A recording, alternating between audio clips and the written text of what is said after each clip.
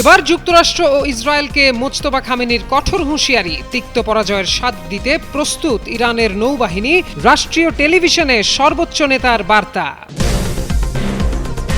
এবার ট্রাম্পকে সরাসরি হুমকি দিল ইয়েমেন, মার্কিন প্রেসিডেন্ট শান্তি প্রক্রিয়ার বাধা দিলে বন্ধ করা হতে পারে গুরুত্বপূর্ণ বাব আল মান্দেব প্রণালী।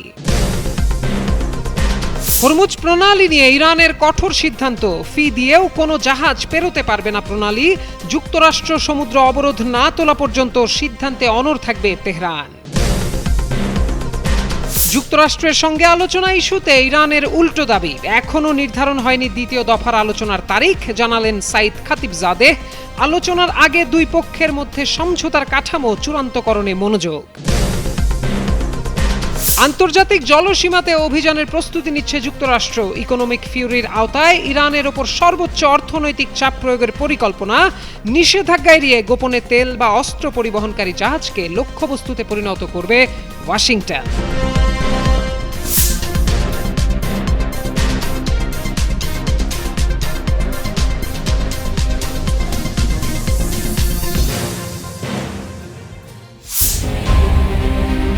হরমুজ প্রণালী ঘিরে সিদ্ধান্ত ও উত্তেজনা প্রতিনিয়ত নতুন রূপ পাচ্ছে। এরই মধ্যে ইরান জানিয়েছে এখন থেকে টোল দিয়েও প্রণালী পার হতে পারবে না কোনো জাহাজ, সিদ্ধান্ত না মানলে তাৎক্ষণিক হামলার হুমকিও দিয়েছে তেহরান। এবার ইরানের নতুন সর্বোচ্চ নেতা মোজতবা আলী খামেনি ওয়াশিংটনকে কঠোর হুঁশিয়ারি দিয়েছেন। তিনি বলেছেন, যুক্তরাষ্ট্র ও ইসরায়েলকে নতুন ও তিক্ত পরাজয় উপহার দিতে তার দেশের নৌবাহিনী প্রস্তুত রয়েছে। ইরানের রাষ্ট্রীয় টেলিভিশনে তার এ বার্তা প্রচার করা হয় বলে এক প্রতিবেদনে উল্লেখ করেছে কাতার ভিত্তিক সংবাদ মাধ্যম আল জাজিরা। গুরুত্বপূর্ণ আন্তর্জাতিক সমুদ্রপথ হরমুজ প্রণালীতে উত্তেজনা বৃদ্ধির মধ্যে এই হুঁশিয়ারি দিলেন খামেনি। ইতিমধ্যে ওই প্রণালীতে অন্তত দুটি বাণিজ্যিক জাহাজ লক্ষ্য করে গুলি ছোঁড়ার খবর পাওয়া গেছে।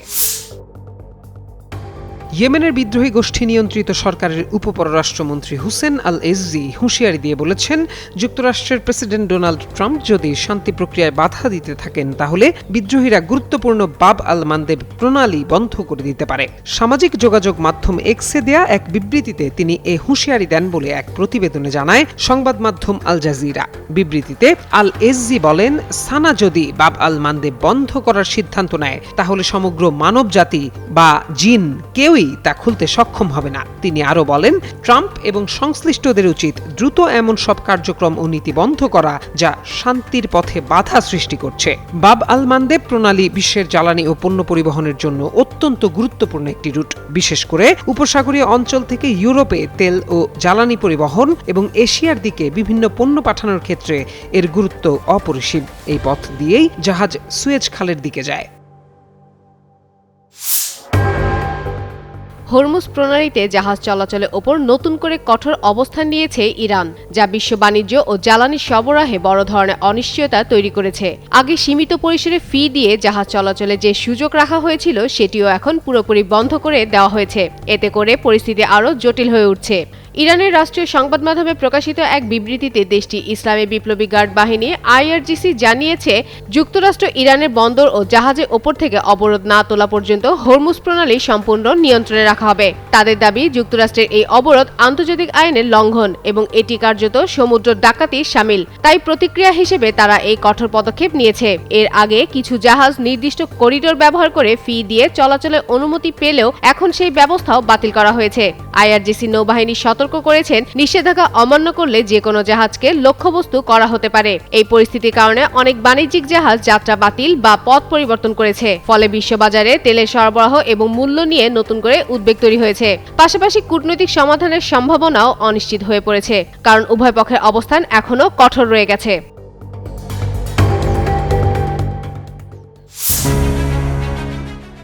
শান্তি আলোচনার জন্য দ্বিতীয় দফার বৈঠকে বসতে যাচ্ছে যুক্তরাষ্ট্র ইরান। গুঞ্জন ছিল সোমবারই ইসলামাবাদে আলোচনায় বসতে পারেন দুই দেশের প্রতিনিধিরা। মার্কিন প্রেসিডেন্ট ডোনাল্ড ট্রাম্পের পক্ষ থেকেও শোনা যাচ্ছিল এমনই বার্তা। তবে ওয়াশিংটনের সঙ্গে গুরুত্বপূর্ণ এই বৈঠক নিয়ে উল্টো দাবি করল তেহরান। দেশটির উপপররাষ্ট্রমন্ত্রী সাইদ খাতিবজাদেহ জানিয়েছেন, পরবর্তী দফার আলোচনার কোনো তারিখ এখনো নির্ধারণ হয়নি। একসঙ্গে আগে দুই পক্ষের মধ্যে একটি সমঝোতার কাঠামো চূড়ান্ত করতে হবে বলেও জানান তিনি। সর্বোচ্চ পর্যায়ের যুক্তরাষ্ট্র ইরান আলোচনা গত সপ্তাহে ইসলামাবাদে অনুষ্ঠিত হলেও কোনো চুক্তি ছাড়াই তা শেষ হয়। সম্প্রতি মার্কিন প্রেসিডেন্ট ডোনাল্ড ট্রাম্প বলেন, এই সপ্তাহান্তে আবার সরাসরি আলোচনা হতে পারে। তবে কূটনীতিকদের মতে ইসলামাবাদে দ্রুত বৈঠকের আয়োজন করা কঠিন হওয়ায় তা হওয়ার সম্ভাবনা কম। তুরস্কের আন্তালিয়ায় এক কূটনৈতিক ফোরামের পাশে সাংবাদিকদের সঙ্গে কথা বলতে গিয়ে খাতিবজাদে বলেন, আমরা এখন দুই পক্ষের মধ্যে সমঝোতার কাঠামো চূড়ান্ত করার দিকে মনোযোগ দিচ্ছি। আমরা এমন কোনো আলোচনা বা বৈঠকে যেতে চাই না যা ব্যর্থ হওয়ার সম্ভাবনা রয়েছে এবং নতুন করে উত্তেজনা বাড়ানোর অজুহাত হতে পারে। আলোচনায় উল্লেখযোগ্য অগ্রগতি হয়েছে, কিন্তু যুক্তরাষ্ট্রের অতিরিক্ত দাবি এবং ইরানকে আন্তর্জাতিক আইনের বাইরে ব্যতিক্রম হিসেবে দেখার চেষ্টা চুক্তিতে পৌঁছাতে বাধা দিচ্ছে। এদিকে পাকিস্তানের প্রধানমন্ত্রী শাহবাজ শরীফ ও সেনাপ্রধান ফিল্ড মার্শাল আসিম মুনির যুদ্ধ বন্ধে কূটনৈতিক প্রচেষ্টা চালিয়েছেন। আসিম মুনির তেহরানে 3 দিনের সফরে ইরানের শীর্ষ নেতৃত্ব ও শান্তি আলোচকদের সঙ্গে বৈঠক করেছেন।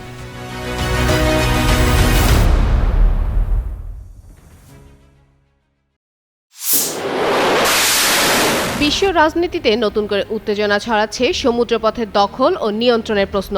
ইরানকে কোণঠাসা করতে এবার শুধু মধ্যপ্রাচ্যেই সীমাবদ্ধ থাকছে না যুক্তরাষ্ট্র, আন্তর্জাতিক জলসীমাতেও সরাসরি অভিযান চালানোর প্রস্তুতি নিচ্ছে তারা। দি ওয়াল স্ট্রিট জার্নালের এক প্রতিবেদনে উঠে এসেছে এসব তথ্য। প্রতিবেদন অনুযায়ী মার্কিন প্রেসিডেন্ট ডোনাল্ড ট্রাম্প প্রশাসন ইকোনমিক ফিউরি নামে একটি কৌশলের আওতায় ইরানের উপর সর্বোচ্চ অর্থনৈতিক চাপ প্রয়োগ করতে চায়। এর অংশ হিসেবে ইরান সংশ্লিষ্ট তেল ট্যাঙ্কার ও বাণিজ্যিক জাহাজে তল্লাশি চালানো এবং প্রয়োজন হলে সেগুলো জব্দ করার পরিকল্পনা নেওয়া হয়েছে। বিশেষ করে ডার্ক ফ্লিট যেসব জাহাজ নিষেধাজ্ঞা এড়িয়ে গোপনে তেল বা অস্ত্র পরিবহন করে তাদের লক্ষ্যবস্তু করা হবে। এদিকে হরমুজ প্রণালী এলাকায় উত্তেজনা বেড়েছে। ইরান সম্প্রতি সেখানে নিজেদের নিয়ন্ত্রণ জোরদার করেছে এবং কয়েকটি জাহাজে হামলার ঘটনাও ঘটেছে। এই প্রেক্ষাপটে পেন্টাগন দ্রুত পদক্ষেপ নেওয়ার সিদ্ধান্ত নিয়েছে বলে প্রতিবেদনে উল্লেখ করা হয়। মার্কিন কর্মকর্তারা আশা করছেন সমুদ্রপথে এসব অবরোধ ও অর্থনৈতিক চাপের মাধ্যমে ইরানকে পারমাণবিক কর্মসূচিতে ছাড় দিতে বাধ্য করা যাবে। ইতিমধ্যে ইরানি বন্দর ছাড়ার সময় বেশ কয়েকটি জাহাজকে ফিরে যেতে বাধ্য করেছে মার্কিন নৌবাহিনী।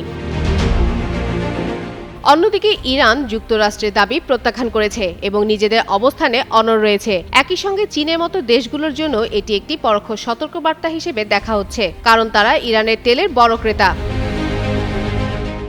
বলা যায় সব মিলিয়ে পরিস্থিতি ক্রমেই জটিল হয়ে উঠেছে। আলোচনা ব্যর্থ হলে উত্তেজনা আরও বাড়তে পারে বলে আশঙ্কা করছে আন্তর্জাতিক বিশ্লেষকরা। ফাতেমা ফাতেহজান, যুগান্তর নিউজ।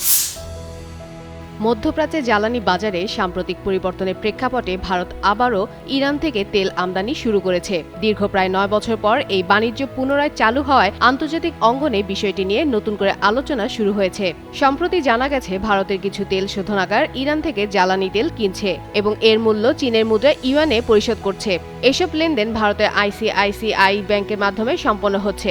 একাধিক সূত্রের তথ্য অনুযায়ী যুক্তরাষ্ট্র, ইরান ও রাশিয়ার সমুদ্রপথে তেল বাণিজ্যের উপর আরোপিত কিছু নিষেধাজ্ঞা সাময়িকভাবে শিথিল করেছিল। মূলত বিশ্ববাজারে তেলের দাম নিয়ন্ত্রণে রাখতে এই পদক্ষেপ নেওয়া হয়। এই সুযোগ কাজে লাগিয়ে ভারতের বৃহত্তম রাষ্ট্রায়ত্ত তেল কোম্পানি প্রায় 20 লাখ ব্যারেল তেল আমদানি করেছে, যার মূল্য প্রায় $20 কোটি। পাশাপাশি বেসরকারি খাতে বড় কোম্পানিগুলোর জন্য ইরানি তেলবাহী জাহাজ ইতিমধ্যে ভারতের বন্দরে পৌঁছেছে এবং তেল খালাসও শুরু হয়েছে। সূত্রগুলো বলছে ইউএনএ অর্থ পরিশোধ করে তারপরে ইরানি বিক্রেতাদের কাছে পৌঁছে দেওয়া হচ্ছে। তবে সংশ্লিষ্ট ব্যাংক, কোম্পানি ও সরকারের পক্ষ থেকে এই বিষয়ে আনুষ্ঠানিক কোনো মন্তব্য পাওয়া যায়নি। এদিকে যুক্তরাষ্ট্র জানিয়েছে এই সাময়িক ছাড় আর বাড়ানো হবে না এবং এর মেয়াদ খুব শিগগিরই শেষ হচ্ছে। ফলে ভবিষ্যতে এই বাণিজ্য চালু থাকবে কিনা তা নিয়ে অনিশ্চয়তা তৈরি হয়েছে।